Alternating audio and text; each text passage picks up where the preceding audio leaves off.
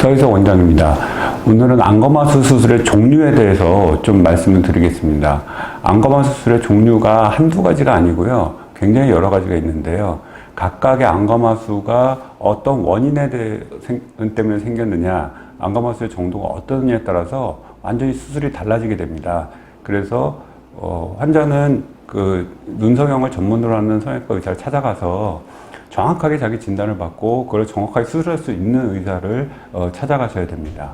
그래서 안검하수의 종류가, 수술의 종류가 어떤 게 있는지를 좀 보도록 하겠습니다.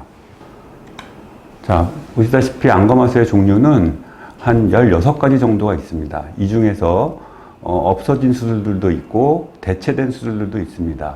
우리가 흔히 말하는 이제 비절기 안검하수 교정이죠. 이 비절기 안검하수 교정은 이 그림에서 보듯이 눈 알을 돌리는 근육을 상직근이라고 얘기합니다. 그 다음에 눈을 뜨게끔 하는 근육을 거근 또는 올림근이라고 얘기하고요. 그게 이게 두 개로 나눠지죠. 하나는 뮬러근이라는 걸로 되고 또 하나는 이렇게 건막이라는 걸로 가게 됩니다. 그 뮬러근 바로 밑에는 우리 결막이 있죠. 빨갛게 되는 거, 다래끼 나는 부분, 결막이 있습니다. 이러한 상직근과 올림근, 거근 사이에 이렇게 파란색 조직에 공통근막이 있는 겁니다.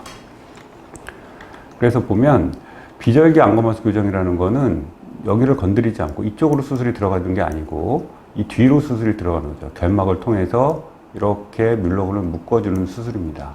그래서 쌍꺼풀도 만들고 뭐 매몰법으로 만들 수도 있고 여러 가지가 있죠.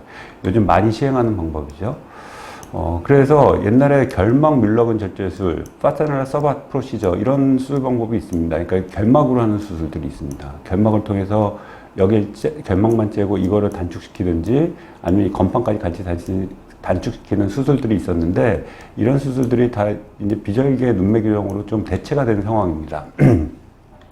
저도 이 방법은 잘 사용을 하지 않고 보통 비절기 안검하수 교정을 하든지 파테널 서바트 프로시저는 경우에 따라서 가끔가다 하는 경우가 있습니다. 이거는 동시에 시행하는 경우도 있고 또 하나는 건막 전진술이라는 겁니다. 이거는 보통 근막성 안검하수, 삼겹풀이 생기든지 안구가 좀 돌출돼 있다든지 갑상선 질환이 있을 때 생기는 건데요.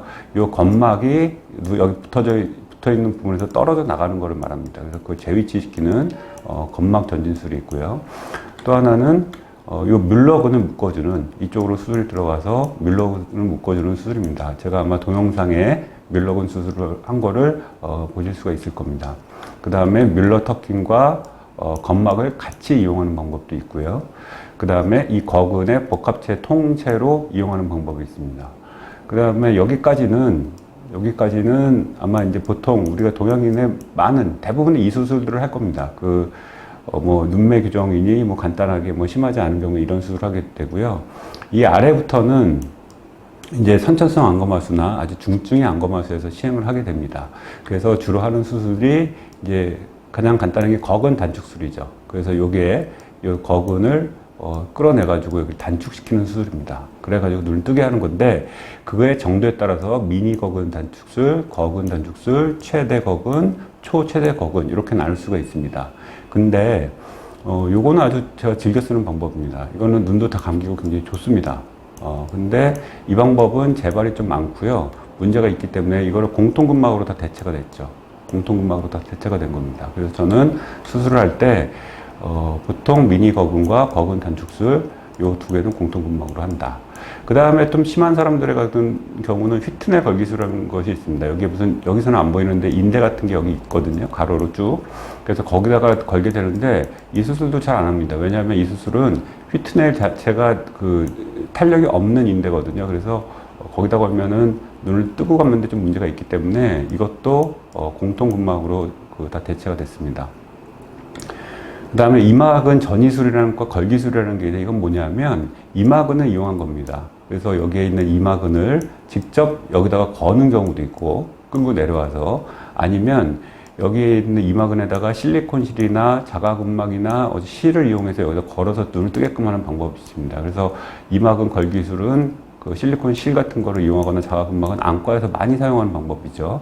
안과 선생님들이 주로 이 방법을 사용합니다. 근데 눈을 이렇게 수직으로 떠야 되기 때문에 눈이 원래 이렇게 떠져야죠. 이렇게 떠지는 게 정상인데 이렇게 수직으로 떠지기 때문에 이 방법 자체는 좀 부자연스럽다는 단점이 있습니다. 그래서 이 방법 수술을 다 전부 다 공통근막으로 저는 대체를 하는 거죠. 그 다음에 이막은 전이술이라는 거는 이 근육 자체를 그냥 그대로 옮겨버리는 건데요. 이 수술은 하면 안 됩니다. 이 수술은 사장된 수술입니다. 아직도 이 수술을 하시는 선생님들이 있는지 모르겠는데 이거는 생리학적으로도 맞지가 않고 모양도 나쁘고 재발도 많이 하고 뭐 나중에 재수술하기는 정말 어렵고 수술 시간도 오래 걸리고 뭐 하여튼 장점이 없는 수술입니다. 그래서 이거는 사장됐다고 생각을 하면 되고 이제는 이런 수술들이 이런 복잡한 수술들 중에 이 거근 단축술하고 거근 단축술의 미니 거근과 나머지 방법들은 주로 이 공통근막을 이용을 한다. 그래서 오늘은 그 안검마 수술 종류가 이렇게 다양하다는 것을 좀 말씀드렸고 정확한 진단을 통해서 안검마 수술을 좀 해야지 그 교정이 가능하다는 것을 말씀드렸습니다. 그러니까 간단하게 할 때는 간단하게 하는 게 좋습니다. 근데 복잡하게 할 때는 복잡하게 해야 되고요. 내가 이게 열 몇 가지 수술 다 할 줄 알아야지 거기서 선택을 하는 겁니다. 예를 들어서 간단하게 끝나는 거를 조금 복잡한 방법을 했다가는 과교정이 되겠죠. 아니면 복잡한 방법을 해야 되는데 본인이 할 줄 모른다고 간단한 방법을 했다가는 그것이 부족 교정이 되겠죠. 그래서 수술을 다 저거를 할 줄 알면서 그 환자에 맞춰서 정확한 수술을 해야 된다는 게 중요하다는 것을 알고 계셨으면 좋겠습니다.